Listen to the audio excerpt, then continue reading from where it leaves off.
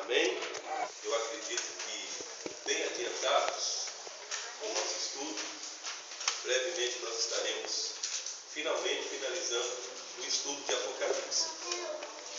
Na sexta-feira retrasada, quando nós iniciamos aqui o estudo, nós começamos a falar sobre o capítulo 9 de Apocalipse.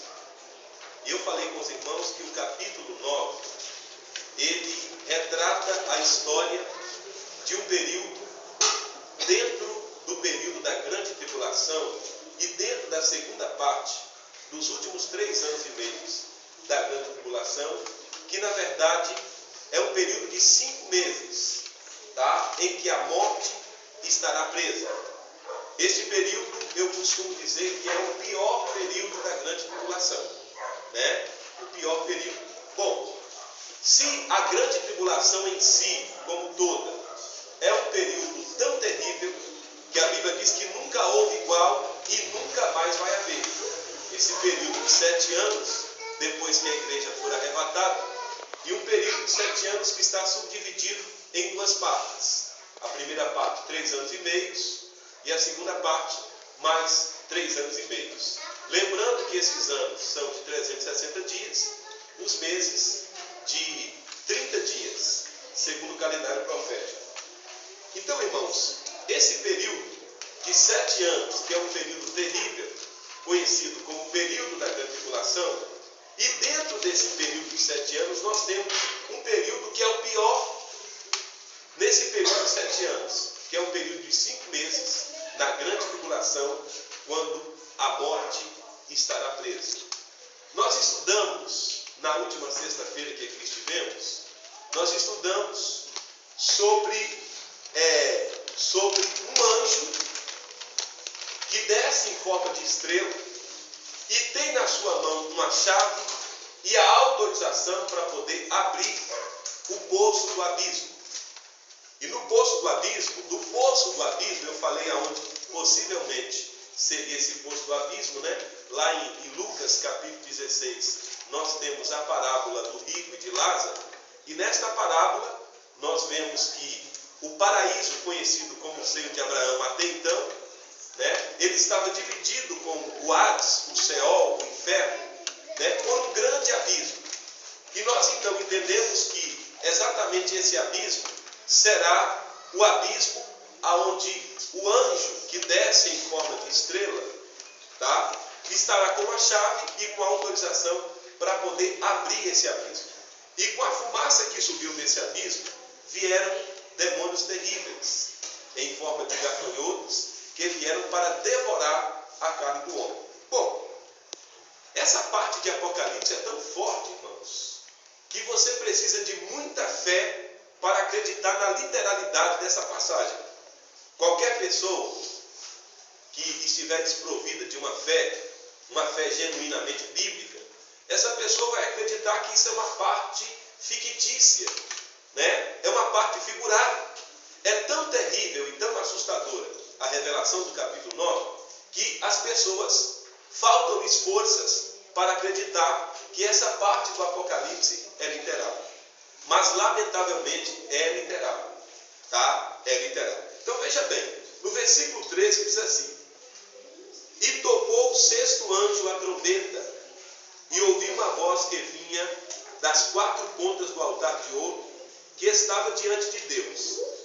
E dizia ao 6º anjo que tinha a trombeta: solta os 4 anjos que estão presos junto ao grande rio Eufrates. Bom, é difícil compreender isso, mas é uma realidade. O rio Eufrates, ele fica ali aonde na geografia bíblica mostra que no tempo primitivo era aonde estava o jardim do Éden, né? Aonde é o berço da civilização humana. Hoje, na atual geografia, exatamente ali onde era o Iraque, né? Onde é o Iraque, a 80 quilômetros de Bagdá. Ali acredita-se pelas pistas que a Bíblia dá com relação a rios e a terras daquela região, acredita-se que ali estava o jardim do Éden. E o que a Bíblia está dizendo aqui é muito forte. A Bíblia diz que há anjos da classe dos principados. E eles estão presos. Tá? Estão presos ali. E quando o anjo toca a sexta trombeta, trombeta do juízo de Deus, então este mesmo anjo que toca a sexta trombeta recebe uma ordem, tá? Vinda do altar dos céus, para que solte os 4 anjos que estão presos ali próximo ao rio Eufrates. Preso como? Né? De que forma? A Bíblia não dá detalhes, mas possivelmente há uma cadeia espiritual ali, aonde esses 4 anjos, tá? Que eu acredito ser 4 principados, que possuem talvez a mesma patente que Satanás, que também se rebelaram contra Deus e que estão presos ali. E aqui embaixo nós vamos ver. O qual dizia ao sexto anjo, que tinha a sexta trombeta: solta os 4 anjos que estão presos junto ao grande rio Eufrates. Versículo 15. E foram soltos os 4 anjos que estavam preparados para a hora e dia e mês e ano, a fim de matarem a terça parte dos homens. Bom, vamos imaginar aqui, irmãos. Eu não sei quanto tempo esses 4 principados, 4 anjos de liderança, de alta patente, né, estão presos ali. Todavia, eles estão aguardando o dia, o mês, o ano e a hora para serem soltos. E eles saem previamente com uma missão estabelecida: matarem a terça parte dos homens que estão na terra. Bom, eu imagino que esses 4 principados, eles estão alimentando uma ira terrível contra Deus e a sua criação, especificamente o homem, que é a imagem e semelhança de Deus, o ser humano, estão alimentando uma ira, sabe Deus lá de quanto tempo? Né? De quanto tempo? Talvez um tempo muito antes da criação física. Talvez um tempo muito antes da criação de Adão e Eva. Então, eles estão aguardando. Talvez eles nunca foram soltos desde que o homem foi criado. Nunca estiveram entre os homens, matando, roubando, destruindo, como os demônios que atuam as potestades do ar. Lá em Efésios capítulo 6, Paulo diz, né? Principados, potestades, hostes espirituais da maldade, príncipe das trevas. Então, talvez eles nunca estiveram entre nós.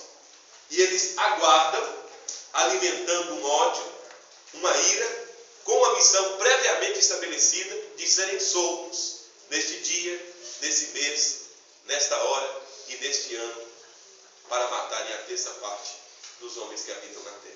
Olha, eu quero abrir um parênteses aqui para dizer, a lembrar os irmãos, para livre refrigério de nossa alma, que lá em Apocalipse 3:10 está escrito: como guardaste a palavra da minha paciência, eu também te guardarei da hora da tentação que advir sobre todo mundo para tentar os que habitam na terra. Bom, então vejam bem, a igreja do Senhor Jesus, e quando eu digo igreja, eu não me refiro a uma denominação, né? Não me refiro a uma denominação evangélica, eu estou me referindo à igreja propriamente dita. Todos aqueles servos e servas de Deus, em todos os lugares, tá? Que lutam a cada dia para poder conservarem as suas vestes brancas, que foram lavadas no sangue do Cordeiro, e fazem a cada dia da palavra de Deus a sua regra de fé e prática. Então nós temos uma promessa de que nós seremos arrebatados antes. É uma promessa feita a Filadélfia. E Filadélfia é o emblema, né? É o prototipo de todos os crentes fiéis que estarão preparados no momento que Jesus voltar para subir para o céu. Agora imagine para os irmãos, vejam bem aqui, e as pessoas que não subirem? Olha bem, nós vamos prosseguir com o texto. E as pessoas que ficarem aqui? Esses 4 anjos, que são 4 principados, eles saem para liderar um batalhão de demônios de 200 milhões de demônios. Vamos lá, vamos ao texto. Versículo 16. E o número dos exércitos dos cavaleiros eram de 200 milhões, e ouvi o número deles. Assim vi os cavalos, que nesta visão, e os que sobre eles cavalgavam, tinham couraça de fogo, e de jacinto, e de enxofre, e a cabeça de cavalo era como cabeça de leão, e da sua boca saía fogo e fumaça e enxofre. Olha que visão terrível, né? Assustadora. Quer dizer, esses 4 anjos, esses 4 principados, eles saem para liderar um pelotão de 200 milhões de demônios, com a missão de matarem a terça parte dos homens da terra, dos seres humanos da terra. Quer dizer, você divide para 4 principados 200 milhões, cada um deles estará liderando 50 milhões de espíritos malignos, que saem para matarem a terça parte dos homens e mulheres que estiverem na terra, que não subiram, que não se arrependeram, que não entregaram as suas vidas para Jesus, né? Eles subirão para matar das formas mais terríveis que nós podemos imaginar, para matar os homens e mulheres que estiverem aqui na terra. Olha o que o texto diz. A aparência deles: corpo de cavalo, uma couraça de fogo, cabeça de leão. Que coisa assustadora.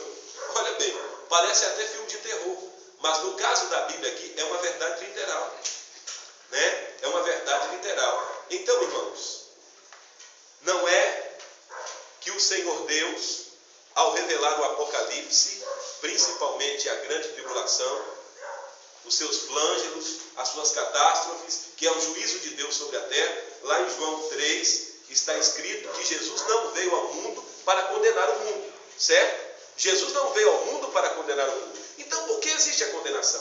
O versículo posterior diz: mas a condenação é essa, que a luz veio ao mundo, mas os homens amaram mais as trevas do que a luz. Irmãos, nós estamos vivendo no meio da geração mais violenta de todos os tempos. Estamos vivendo no meio da geração mais ignorante de todos os tempos. Se eu acredito que nós estamos vivendo na geração do arrebatamento, eu acredito que a nossa geração é a geração do arrebatamento. Nós estamos também vivendo, paralelamente, a geração dos que ficarão aqui, tá? Para enfrentarem as catástrofes do Apocalipse, né? Agora, o que fazer?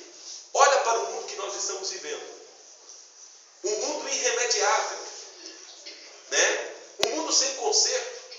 Não há governo preparado para controlar a situação global do mundo, né? Muito menos de um país, certo? Então, o que falta? Falta o Senhor Jesus tirar a sua igreja da terra. Você observa, na história da Bíblia, todas as vezes que uma geração ficou irremediável, que não tinha conserto, houve literalmente a intervenção de Deus para acabar com aquela geração, né? Houve, por exemplo, se nós observarmos as cidades de Sodoma e Gomorra, cidades que alcançaram um nível de pecado tão alto que a Bíblia diz que cheirava mal as narinas de Deus. O que aconteceu? O Senhor Deus tirou Ló e as suas filhas, e os demais foram sentenciados com uma chuva de fogo e enxofre que acabou com aquelas cidades. A geração do dilúvio, somente Noé, os seus 3 filhos, a sua esposa e as suas 3 noras foram salvas. E Deus então destruiu aquela geração com o dilúvio. E Jesus diz em Lucas, no Evangelho de Lucas, como foi nos dias de Noé, assim também será a vinda do Filho do Homem. Para a geração antediluviana, o Senhor interviu por intermédio do dilúvio. Para a geração de Sodoma e Gomorra, Deus fez chover fogo e enxofre. Para a nossa geração, a geração daqueles que rejeitam a Jesus, que não serão arrebatados na vida de Jesus Cristo, o Senhor Deus os destruirá com os flângelos e com as catástrofes do Apocalipse. Tá? É o que nós estamos estudando. Então veja bem. Assim vi os cavalos nesta visão, e os que sobre eles cavalgavam tinham couraças de fogo e de jacinto e de enxofre, e E a cabeça dos cavalos era como cabeça de leão. E da sua boca saía fogo e fumaça e enxofre. Agora veja bem. Por estas 3 pragas foi morta a terça parte dos homens. Isto é, pelo fogo, pela fumaça e o enxofre que saiu da sua boca. Então veja bem, nós vemos aqui que a maioria das mortes que vai acontecer, isto é, aniquilando a terça parte dos homens que estiverem aqui. O que é a terça parte? Eu já expliquei, né? A terça parte de cada 3 tira uma pessoa. Obviamente que a essa altura da grande tribulação, muitas pessoas já estarão mortas. O povo de Deus já foi arrebatado para os céus. Então, o que estiver aqui, o número do que estiver aqui, a terça parte será morta pelas pragas do fogo, da fumaça e do enxofre. O que eu vejo aqui? Tá? Fogo, fumaça e enxofre. 3 elementos que Deus estará aqui nesse período utilizando para destruir a terça parte dos homens que estão na terra. O fogo, obviamente, todo mundo sabe que é destruidor. A fumaça aqui, eu vejo muitas pessoas morrerão asfixiadas, sem poderem respirar, porque a atmosfera estará poluída com uma terrível praga soltada da boca dos demônios, que é uma fumaça insuportável, com substâncias talvez químicas, né, que matará os homens em agonia de asfixia, asfixiado. Quer dizer, inalando. Aí eu me lembro, por exemplo, do período da Segunda Guerra Mundial, quando Adolf Hitler usou, no período da Segunda Guerra Mundial, a arma mais poderosa daquela época, que foi o gás venenoso. Os judeus, por exemplo, que foram mortos em campos de concentração, e muitas pessoas que morreram naquela época, ao inalarem aquele gás venenoso, morriam imediatamente. E é o que vai acontecer com as pessoas que ficarem aqui. A terça parte morrerão pela atmosfera poluída, pelo fogo e pelo enxofre. Aí eu pergunto aos irmãos, dá para brincar de crente, irmãos? Responda para mim, responda para você honestamente. No tempo que nós estamos vivendo e acreditamos, pelos sinais que estamos vendo, que nós somos a geração do arrebatamento, dá para brincar de crente? Não dá. Não dá. É dever de cada um de nós que servimos a Deus, lutarmos para melhorarmos a nossa vida espiritual a cada dia, a cada momento. Eu sei que há uma infinidade de coisas que nós precisamos para sobrevivermos aqui. Agora a Bíblia diz, buscai em primeiro lugar. O que é a prioridade? Buscai em primeiro lugar o reino dos céus e a sua justiça, e as demais coisas lhe serão acrescentadas. Vamos lá.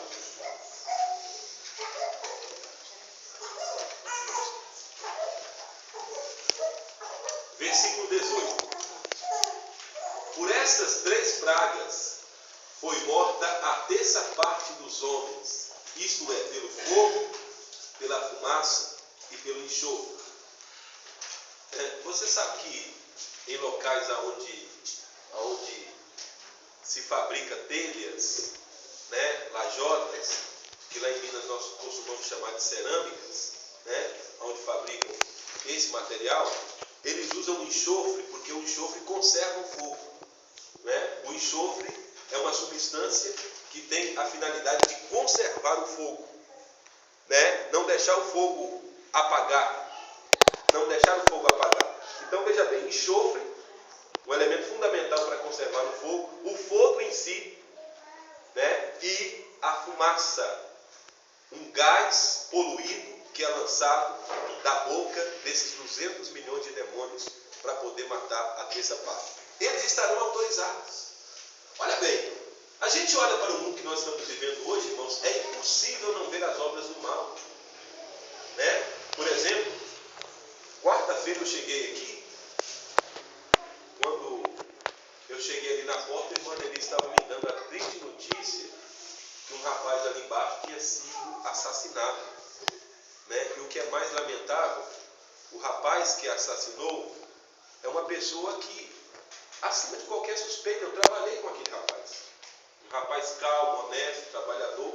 Então, hoje, a violência, né, o derramar de sangue alheio se tornou uma coisa tão natural, mas tão natural, que as pessoas acabam ficando condicionadas a isso. De vez em quando você lê no jornal, ó, um camarada, uma discussão de trânsito, né, normal, o camarada tira uma arma e mata o outro. A vida perdeu literalmente o valor, irmãos. Estamos vivendo no meio da geração mais violenta, a geração que mais gosta de derramar sangue alheio na atualidade. Então, a igreja, isto é, aqueles que têm fome e sede de justiça, né? Porque se de um lado nós vemos essa delinquência no meio da grande massa do nosso país e de outros, por outro lado nós vemos os nossos governantes, né? O índice de corrupção, aonde os nossos governantes, que deveriam dar exemplo, né? Deveriam ser exemplo de honestidade, pois são líderes, né? Estão liderando a nação. Então você vê que a situação está irremediável. Não é um discurso pessimista meu. Eu queria que fosse diferente. Nós queríamos viver um mundo melhor, mas infelizmente, tá? Nós estamos vivendo, por exemplo, o mundo era para estar melhor, com tanto conhecimento adquirido, com tanta tecnologia, né? Com as coisas tão fáceis, com o conforto ao alcance de todos, com a comunicação ao alcance de todos. Nós éramos para estar vivendo num verdadeiro paraíso. Não é verdade? Olha, hoje as pessoas podem ter de tudo. O governo cria cada vez mais medida para que todos os produtos da tecnologia estejam ao alcance de todos, né? Esteja ao alcance de todos. Mas a grande questão, o grande problema é o que o profeta Oséias falou. O meu povo foi destruído porque lhes faltou conhecimento. A maior crise de todos os tempos é que cada dia que se passa, os homens estão mais distantes de Deus. Tá? E você vê que nunca vimos tanta religião evangélica como nos dias que nós estamos vivendo. Olha, cada dia, se você for fazer uma pesquisa, por exemplo, aqui nesse bairrozinho pequeno, Bom Pastor, nunca se viu tanta igreja evangélica.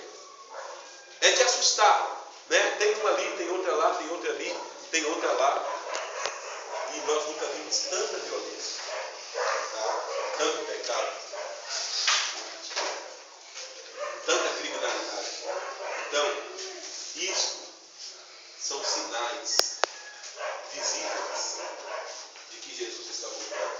O crente servo de Deus, o homem de Deus, a mulher de Deus, vive nesse mundo, mas vive sufocado. O nosso desejo é não estar aqui. O nosso desejo é sairmos daqui. Lá em Apocalipse 22, a Bíblia diz que o Espírito e a noiva dizem vem. Quem é a noiva? Quem é a noiva, irmãos?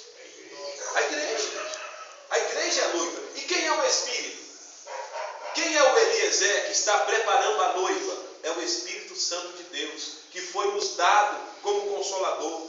Tá? É o divino guia da igreja aqui nessa terra, rumo aos céus, na nossa caminhada rumo aos céus. Então, meu irmão, não dá para ficar aqui, porque tudo que nós estamos vendo são apenas prenúncios, princípios das dores do que está por vir. Mas o Senhor tem uma promessa para a igreja: como guardaste a minha palavra com paciência, eu também te guardarei da hora da tentação que há de vir sobre todo mundo para tentar os que habitam na terra. Antes que venham essas pragas terríveis que nós estamos estudando aqui no capítulo 9 de Apocalipse, a igreja será arrebatada primeiro.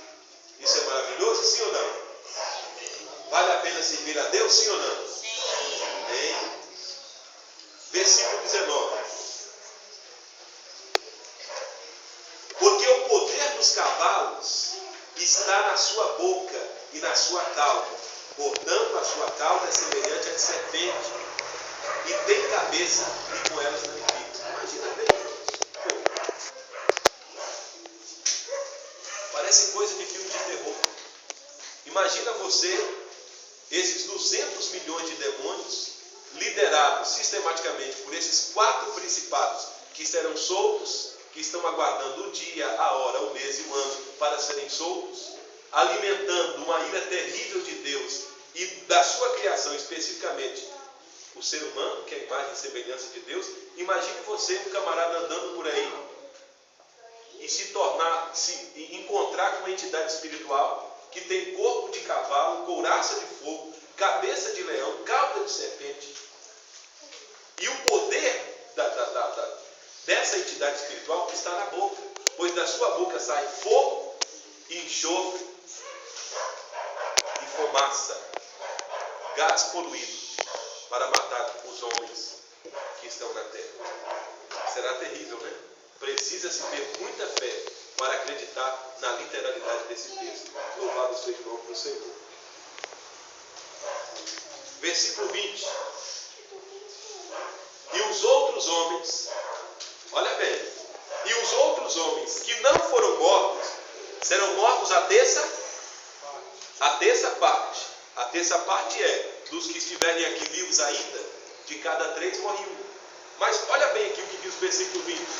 Olha como a natureza humana é má, irmãos. Irreverente. Olha bem, versículo 20. E os outros homens que não foram mortos por estas pragas, não se arrependeram das suas obras, das obras de suas mãos, para não adorarem os demônios e os ídolos de ouro, e de prata, e de bronze, e de pedra, e de madeira, que nem podem ver, e nem ouvir, e nem andar. Olha, o pecado de idolatria no período da grande tribulação estará em alta.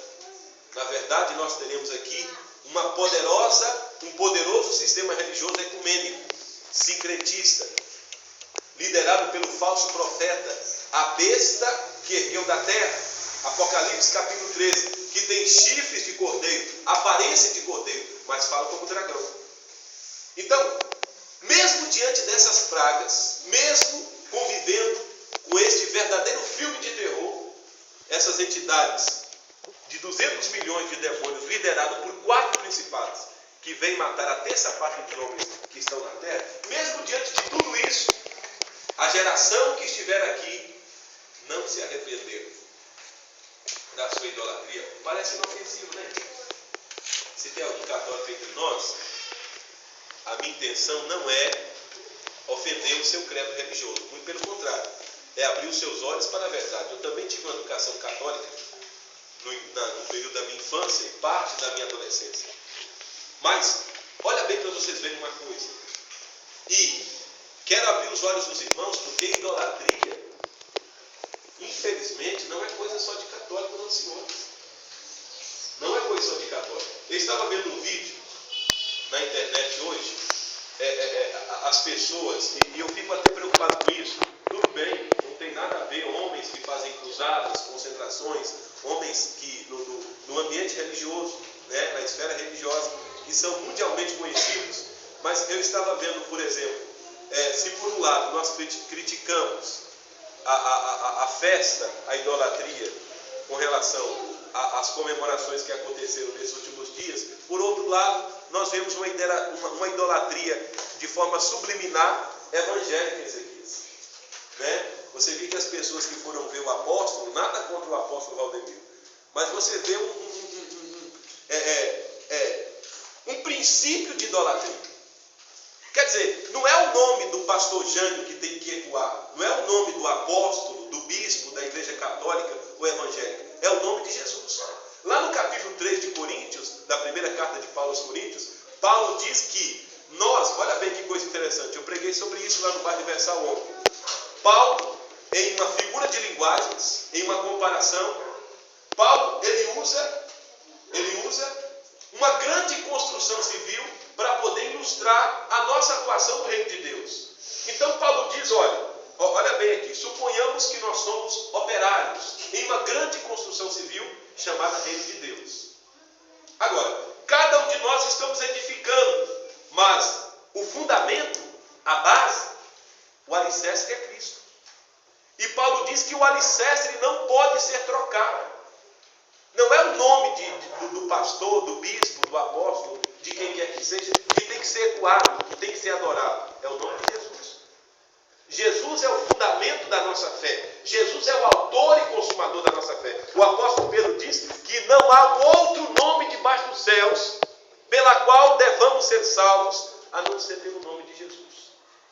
E que hoje você vê no meio dos evangélicos a idolatria de cantores, de pregadores, de oradores, de tantas pessoas mais, que você vê a idolatria embutida. Por exemplo, a crente que diz: eu só vou na igreja se...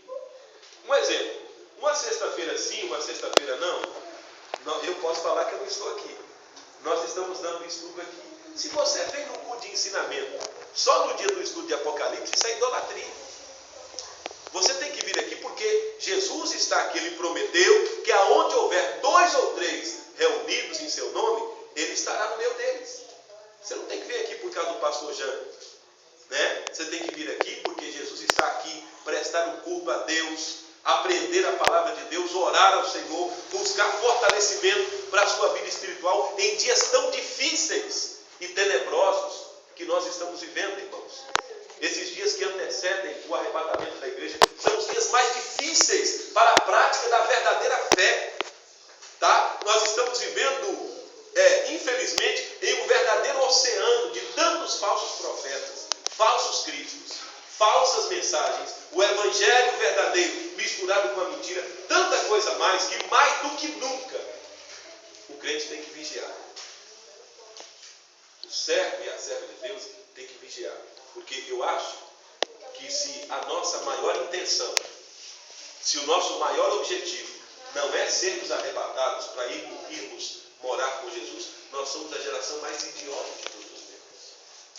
Paulo diz: se esperarmos em Deus, o apóstolo Paulo diz, só nessa vida, nós somos os mais miseráveis dentre os homens. Louvado seja o nome do Senhor. O escritor aos Hebreus diz: não temos aqui uma cidade permanente. Buscamos uma pátria, uma cidade, cujo artífice e construtor é Deus. Amém, meus irmãos? Amém. Aí eu pergunto: aonde é que os evangélicos podem criticar os católicos? Né? Os católicos estavam idolatrando a penha, mas os evangélicos estavam idolatrando o apóstolo, o bispo, o pastor, o cantor. Isso é idolatria. Qualquer coisa no seu lugar que tomar o lugar de Deus, que ocupar o lugar de Deus, é idolatria. E o Senhor diz: a minha glória não darei a outrem. Nós honramos pessoas, amamos pessoas, nos inspiramos em pessoas, né? Temos pessoas sob grande estima, grande respeito, agora idolatrada. Tá? A glória só pertence a Deus. Amém? Então, não se arrependeram de suas idolatrias. Não se arrependeram para deixarem de adorar os ídolos feitos de prata, de ouro, de madeira, né? Não se arrependeram para adorarem os demônios. Versículo de número 21. E não se arrependeram dos seus homicídios. Olha bem. Irmãos, eu vi um vídeo na internet esses dias de um rapaz que havia cometido 1 ou 2 homicídios. Isso, na verdade, é o retrato do que nós vemos hoje. E o repórter perguntou para ele: você está arrependido? Ele diz: não, eu estou arrependido. A vida continua. Quando eu sair, eu vou voltar à minha missão. Que missão é essa?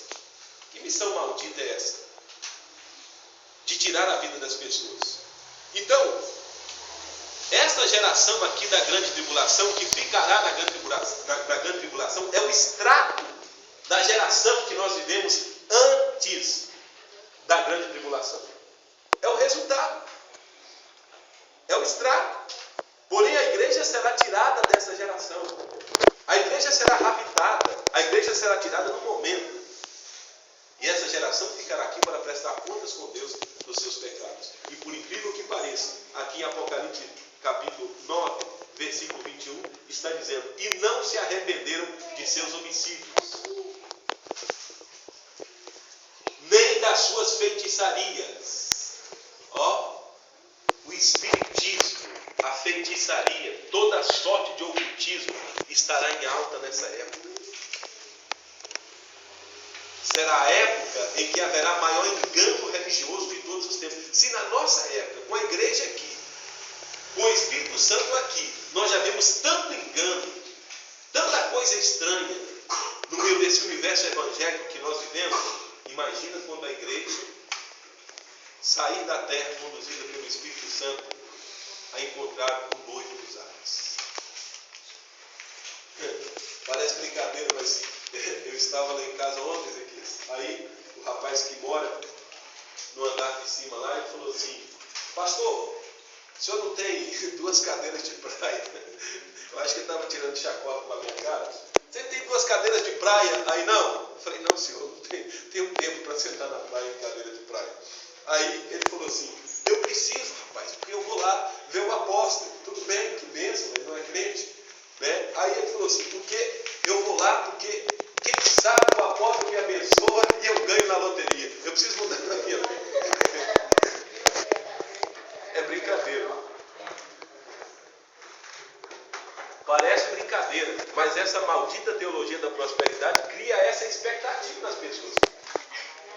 É uma expectativa de barganha, de troca, de balcão de comércio. Eu vou lá, quem sabe, né? Eu ganho na loteria. É essa expectativa de barganha, aonde as pessoas são motivadas a irem, eu não vou nem dizer irem a Deus, irem a ambientes religiosos, para poder fazer com Deus uma barganha. Buscam a Deus pelo que Ele faz e não pelo que Ele é. Partindo desse princípio, nós temos que excluir a história de quase todos os homens da Bíblia, até do próprio Cristo, que tudo que usou era emprestado. O jumento não era dele, a túnica não era dele, a cruz não era dele, a sepultura não era dele, né? Então, quer dizer, é essa expectativa, é essa filosofia de vida que o evangelho da nossa atualidade, o falso evangelho da nossa atualidade, cria nas pessoas. Essa expectativa de lucro, de barganha, de se dar bem em tudo, né? E uma expectativa onde você não tem que ter compromisso com Deus, muito menos submeter a sua palavra, né? O evangelho da cruz já era, né? Quando Jesus diz: aquele que quiser vir após mim, renuncie-se a si mesmo, toma a sua cruz e siga. Amém? Amém. Não se arrependeram de seus homicídios, de suas feitiçarias, nem de sua prostituição, nem das suas ladruices. Então, olha bem, como é que vai estar a coisa aqui? Nós já vimos como está. Às vezes eu faço em casa uma análise crítica, por exemplo, da televisão brasileira, e honestamente, sem ser pessimista, mas se você fazer um levantamento de porcentagem, né, eu não sei se nós podemos aproveitar 30% da grande mídia, né, da televisão brasileira, infelizmente, e principalmente a Globo, que lamentavelmente é um lixo moral, né, é um lixo moral. Então, meus irmãos, essa geração aqui da grande tribulação é o estrago da geração que nós vivemos. O grande diferencial é que a igreja, pela graça de Deus, será arrancada do meio dessa geração. E essa geração, lamentavelmente, porque não se arrependeram, ficará aqui para prestar contas com Deus dos seus feitos. Amém? Amém? Alguma pergunta? Alguma dúvida?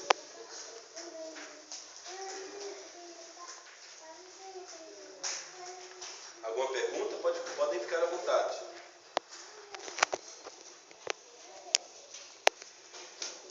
Eu estou vendo que o relógio está marcando 8h30. Parece que eu me adiantei.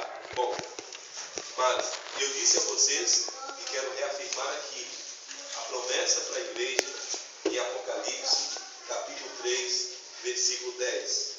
Promessa para a igreja de Filadélfia, né? A igreja fiel, a igreja que não se deixou seduzir por esses modismos doutrinários que nós vivemos, né? Por doutrina de homens e de demônios, por vento de doutrinas que não são levados. Então, essa igreja, a igreja de Filadélfia, é o modelo da igreja que será arrebatada. E para essa igreja o Senhor diz: como guardaste a minha palavra com paciência, eu também te guardarei da hora da tentação que há de vir sobre todo mundo para tentar os que habitam na terra. Jogando essa reverência de capítulo 9 de Isaías, versículo 15. Isaías 9,15. Essa reverência fala sobre o quê? Leia, por favor.